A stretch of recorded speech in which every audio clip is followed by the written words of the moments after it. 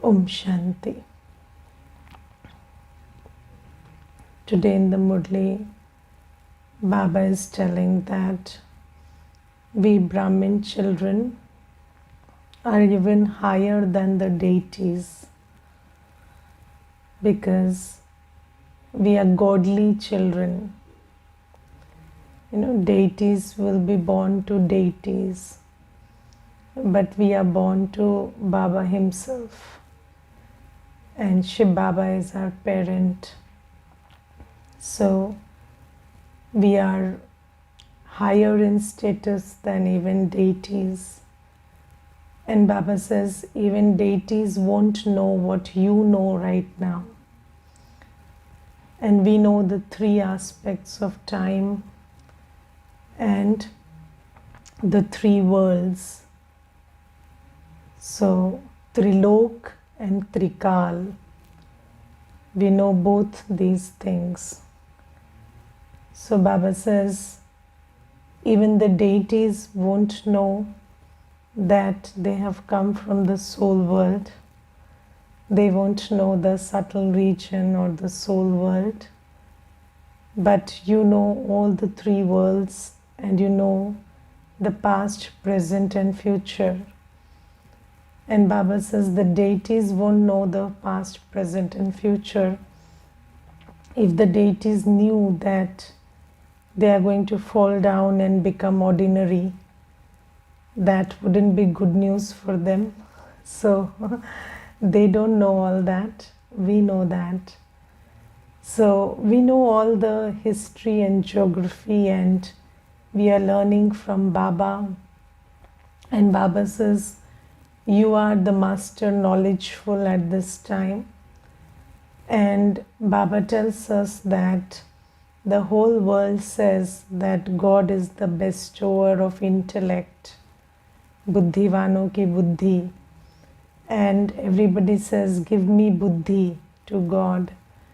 But then when he comes and tells us, then we say that, in the world people say the BKs are talking something that is not mentioned in the scriptures, or it's not mentioned here or there.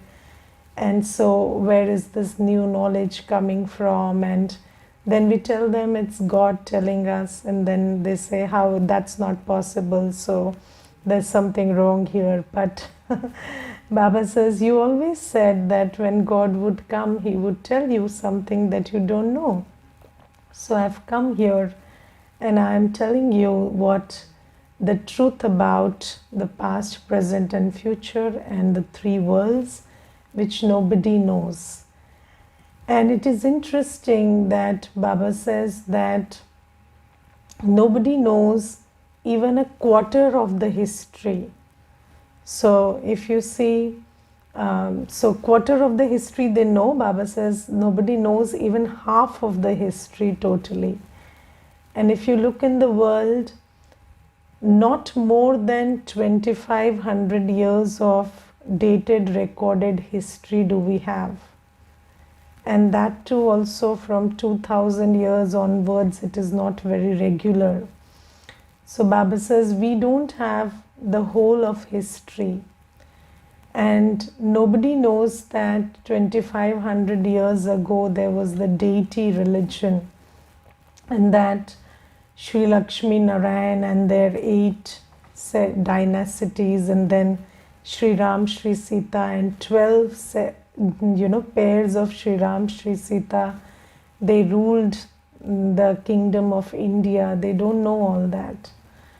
So Baba says that I give you all this history, and then I also tell you that before that you were in the soul world and you were sitting there bodiless, ageless, genderless, casteless, nothing, in your original religion of peace.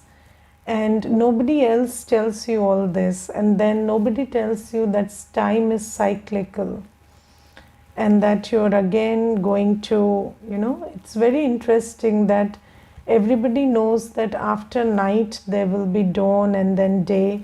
But then what after Kali Yuga? So we know that in the Shastra also they say that there is the day of Brahma and the night of Brahma. So after the night of Brahma, there has to be again the day of Brahma. But and before the day, there has to be the sun. That's why God is called the Son of Knowledge. But then when he comes, most people don't recognize him. And then Baba says, I come and again take you to Satyug.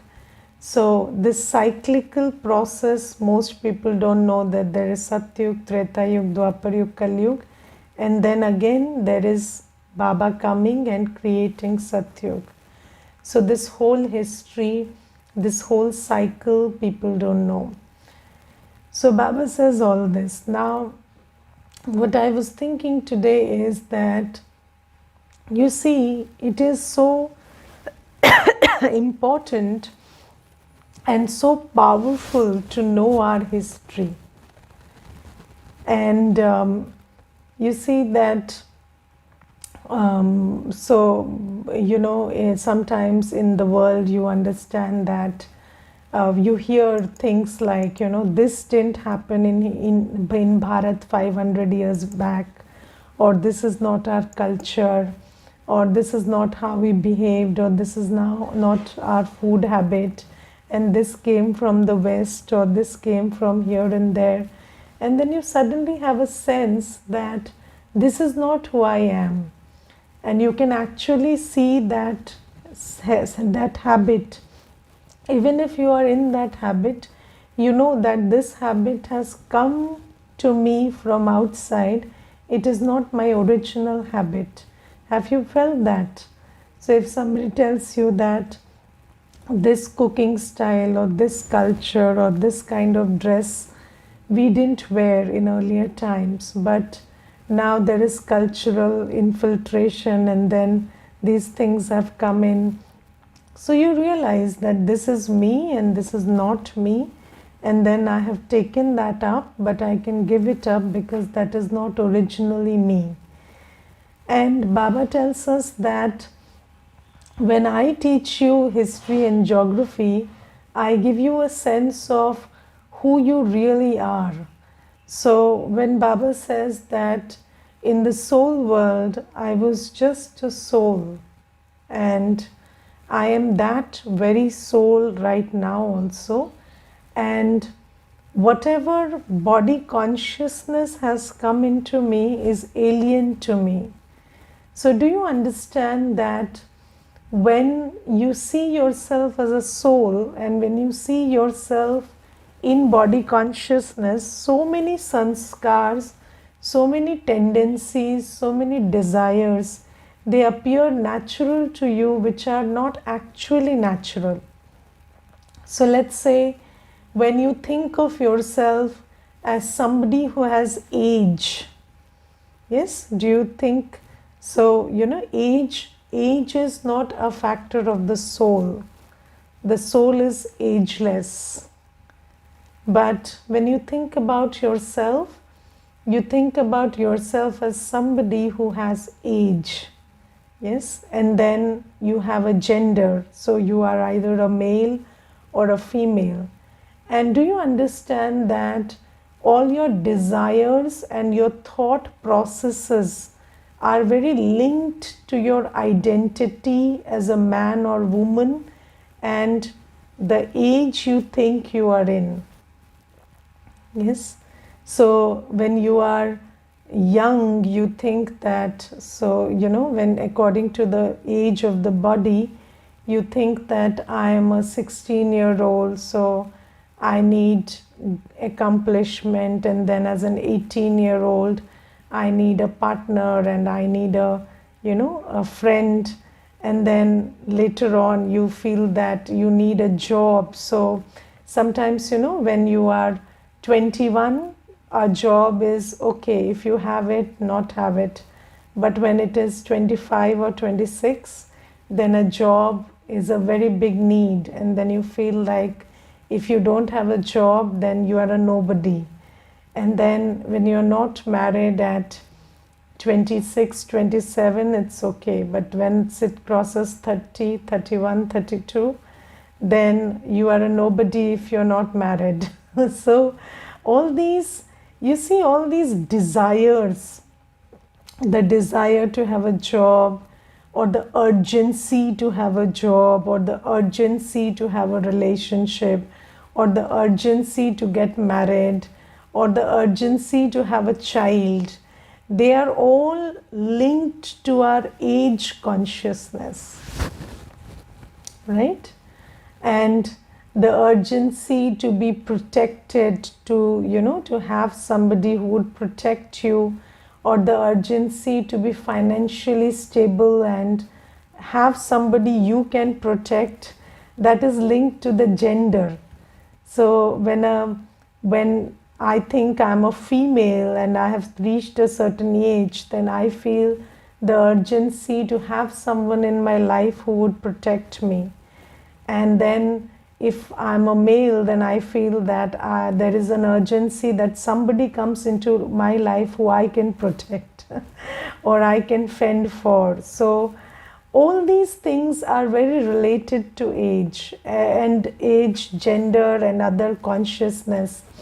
And I will tell you that this is so deeply ingrained in us that even when some soul is in a female body and you are very well equipped, you're financially capable, you are educated, you can take care of yourself, you can provide for yourself, still you feel that you are alone if you don't find a company. And even when somebody is in an abusive relationship, I have seen that there are women who are in abusive relationships, and I have seen cases where not only the woman but the woman's daughter is also the subject of abuse by the father. And in such a situation also, and I have talked to them personally, and they choose to continue with the man but not leave the man, because that woman feels that even when the man is not doing anything, contributing anything, and even when he is beating both of them up or physically abusing both of them, still he is an asset, because it's some kind of programming in the mind that a man is necessary. Or even if a man is fully capable of raising children and taking care of them, still he would prefer to get married again if the woman dies, because he thinks that he would be lonely without a woman and he cannot take care of everything without the woman. So there are so many things, so many ideas that are there within us relating to marriage and livelihood and jobs and desires. Even when people say that physical desires are natural, they are very related to age. So at a certain age you start thinking that this is natural and normal and necessary. So all of that is linked to body consciousness. So, you suddenly, so until yesterday you didn't mind people not respecting you or say bowing down in front of you, but when you assume a certain position, then you are suddenly the boss, you cleared IS or something, and then you are the boss, and then suddenly you mind if people are not bowing down to you. So that comes with the position, all that ego of and feeling insulted, they all come with the position and the money. So the more money you earn, the more you start feeling offended by people's behavior. So all of that is linked to this world and this body, this age, this gender, this caste, this religion, everything. So Baba says, knowing who you really are helps you distinguish between who you really are and who you are not, but you have become by being trained into it. Yes, and then when you start, so what is meditation? So today is International Yoga Day, and it's a good day to discuss meditation. And so when we meditate, so what is meditation? Meditation is connecting with, through your man and buddhi. So first thing is, yoga has got nothing to do with the body. Yoga is about the man and buddhi, and the soul is always in yoga with someone or something.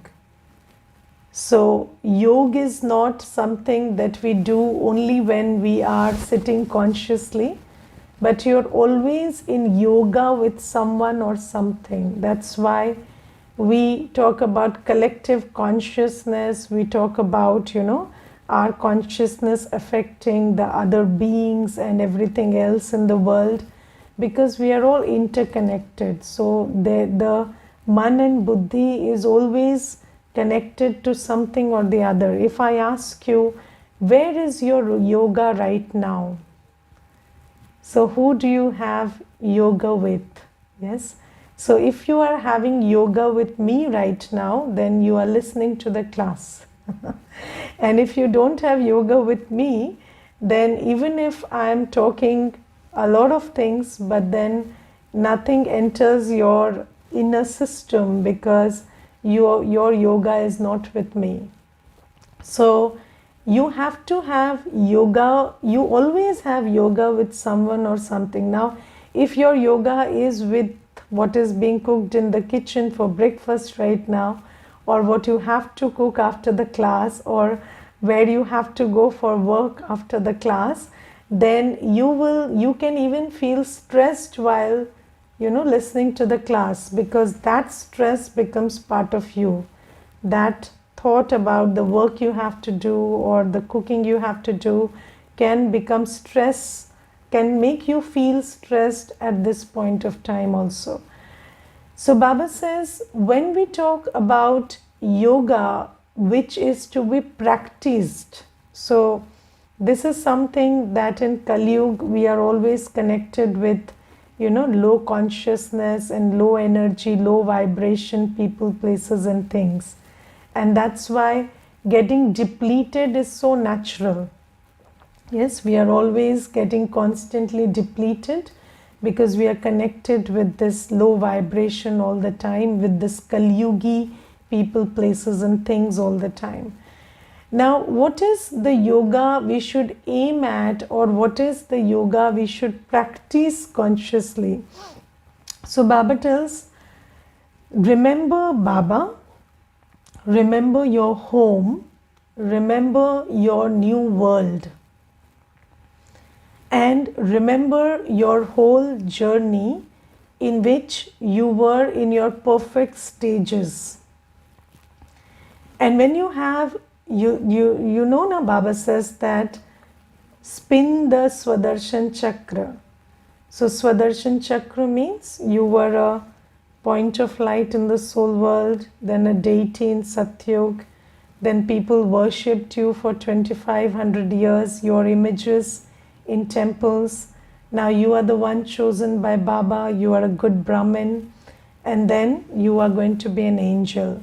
So Baba says, consciously have yoga. So turn your man and buddhi towards Baba, towards your home, towards your perfect stages in the whole cycle.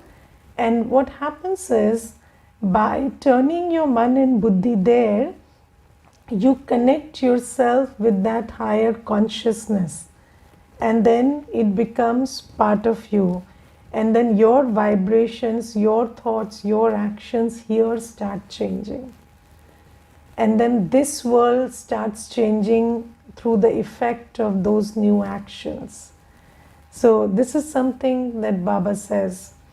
And in the Murli today, Baba says that there are some people who come to take the inheritance of Satyug in Madhuban, in Mount Abu, and then there are some who just come, roam and go away. they come for a visit to Mount Abu. So Mount Abu is a tourist place. And it is interesting that yesterday there was one Mata who had come to the center, and she told me that, Didi, I came in Gyan in 2016, but my husband had gone to Madhuban, to Mount Abu, in 2000. In the year 2000, his friend had taken him there. And when he came from Madhuban, I had not gone at that time.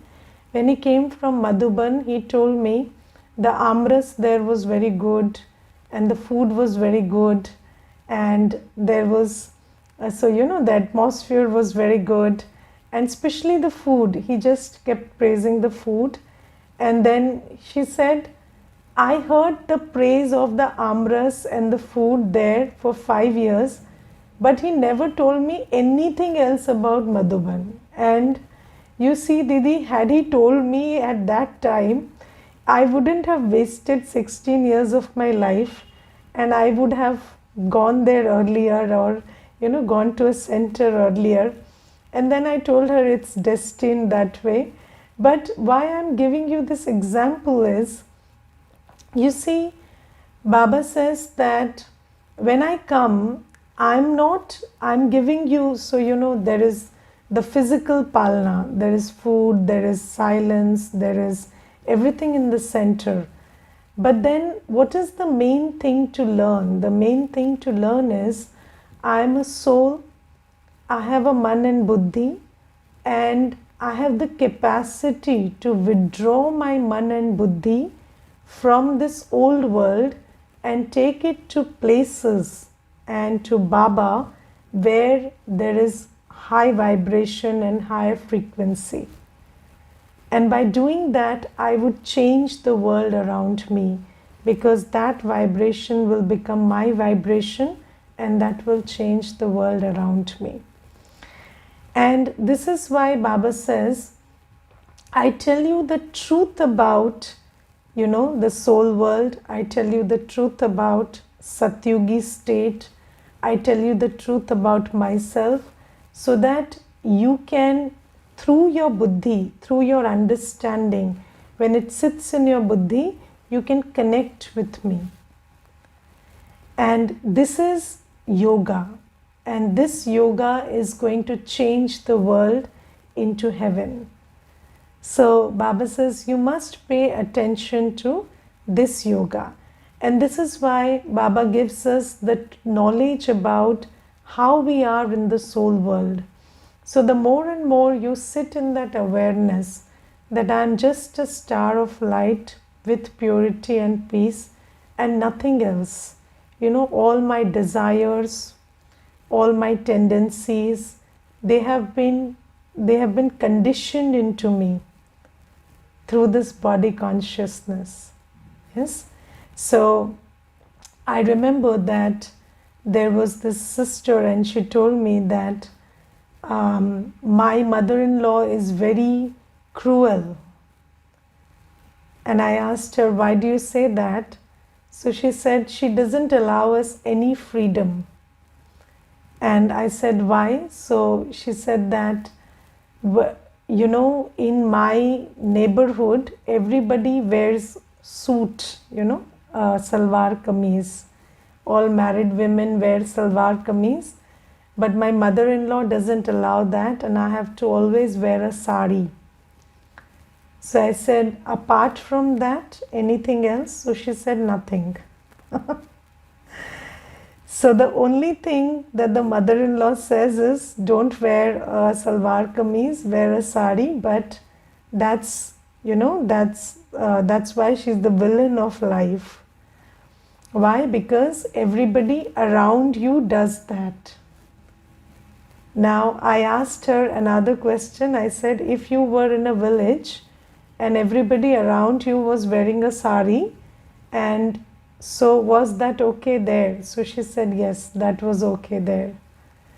So you see that this body consciousness, that you are living in a locality where everybody is allowed something, but you are not allowed that. that is giving you a trauma. So Baba says that you see so many things. Let's say that I once read read an article, and it was talking about how contentment is not good for the economy. So the economy, so those who are working for the economy, they don't want you to be contented. So they will always tell you that, if you have less hair, then you need a transplant, or you need a hair cream, or you need something. Or if you're dark skin, then you cannot, sit comfortably in the dark skin. You have to make a lot of effort and turn fair. Or, even if you're fair and you have good hair and everything, still you need a little extra makeup, because you would look more beautiful when you did that. And if you didn't do that, then you're doing something wrong with yourself. So all of these things, they are, or, if you have a car, but, you don't have a high priced car, then you don't belong to that group. You belong to only somebody who has a car for convenience, but, you have luxury cars and you have the high end ones. So all that is there. So we are conditioned to feel bad about who we currently are through these commercials and these, the pressures of society and how others around us are, and that sets the bar for what is normal and that you are functioning below normal. So Baba tells us that you are just a soul and you don't have any needs whatsoever. So even the need for appreciation or recognition, or the need for being respected, the need to be being respected, or being, what do you say, somebody should say namaste to you or bow down to you. All those needs are conditioned into us. We are conditioned into feeling needy about that. So Baba says, the more you remind yourself of who you really are, then you will start to distinguish between what is original and what is acquired. And then even when that which is acquired, which is now a part of you, comes up, you will be able to see it dispassionately and deal with it. So let's say there is resentment and frustration coming from unfulfilled desires. So you are able to look at that dispassionately, that this is something that I have been conditioned into, and I have to deal with it seated in my original power. So I always say that you will not say I am peaceless. You will say I am a peaceful soul, but I have a sanskar of peacelessness which I will deal with. Or I am a contented soul and this desire is coming from my sanskar and I will deal with it. So Baba says this is how, if you know who you really are, it helps you go back to your original state. And then Baba says, when you think about Satyug, so Satyug is a state where you are in a body. So in the soul world, you don't have a body. But in Satyug, you have a body, but you don't have age consciousness, you don't have gender consciousness, you don't have vices. So you don't feel the pull of lust, anger, ego, attachment, greed in Satyug. So every thought, every word, every behavior of yours is full of love and purity and spiritual power. So Baba says the more you think about how you were in Satyug and how virtues are very normal for you and they come very naturally to you, then you will be able to go back to your Satyugi state. Yes. So if one day you just in the morning Amrit Vela, you decide that today I'm going to behave like a deity all day. Yes. So, will a deity, let's say somebody is doing something which is, so somebody is cleaning the floor, right? And then they are not cleaning it properly. So they are leaving the dirt on the side and something. So how would a deity respond? Would they shout at them, or would they just look at them and get irritated inside that this person is not doing the job well? So we all know how a deity would think, right? So we know that I, as a deity, would look at that soul, and then with love I would tell that soul that you can clean it like this, and then that correction would happen.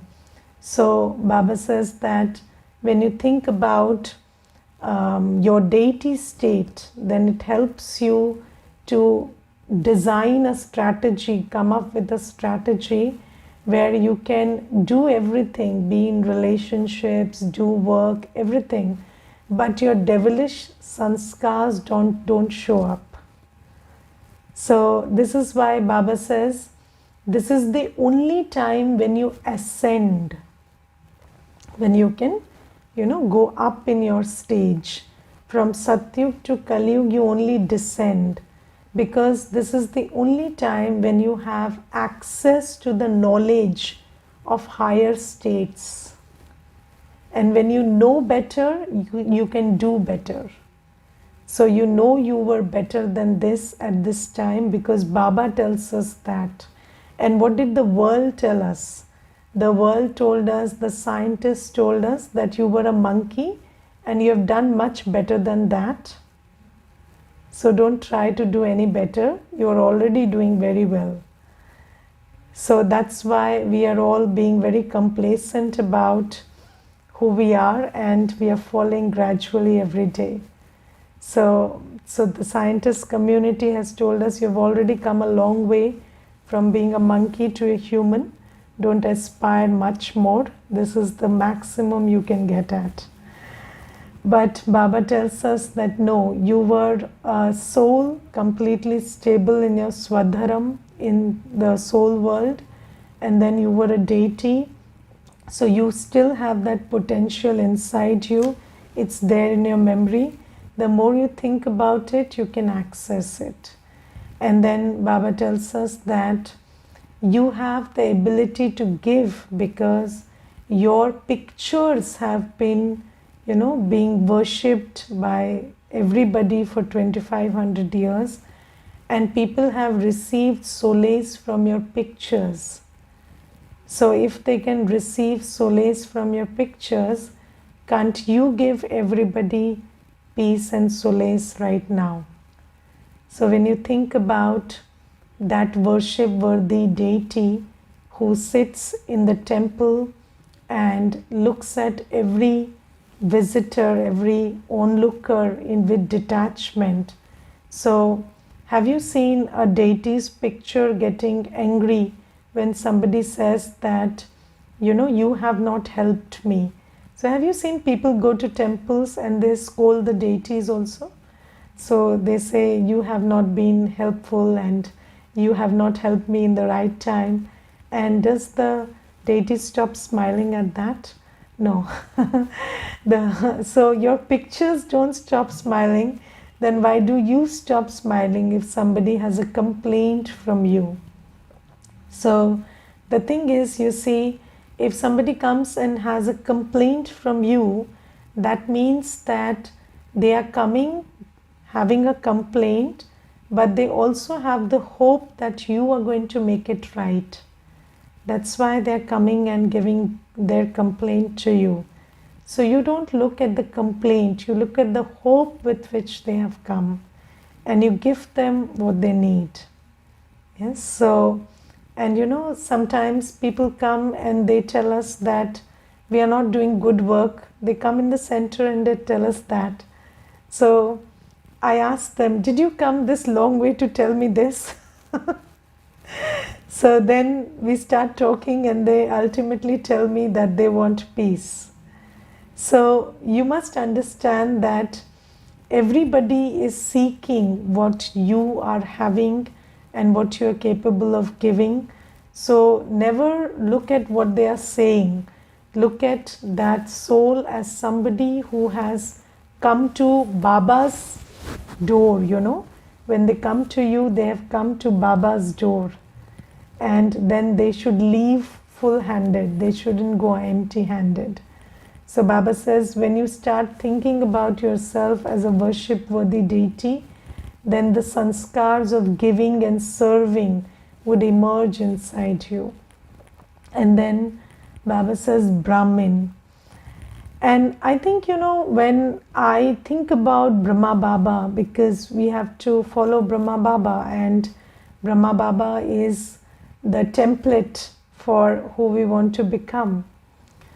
And when I think about Brahma Baba, I feel that Brahma Baba was someone who gave up all his energy, time, wealth, thought, everything to build, to build a culture of purity. So Brahma Baba understood that a pure world will be created through the practice of purity. Yes, and he gave up everything to support those who embraced purity. Yes, so what was so special about those 350 or 400 souls who Brahma Baba sustained with his own wealth for 14 years? So those souls agreed to be yogi and pure. So, and purity, so yoga, you cannot figure out who does how much yoga, but purity is the main thing.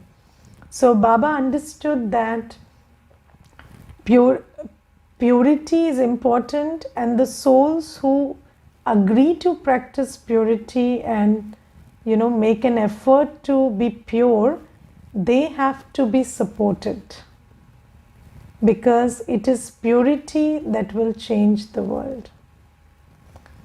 So when I'm a good Brahmin, I do everything to create and sustain this culture of purity in Sangam Yuga.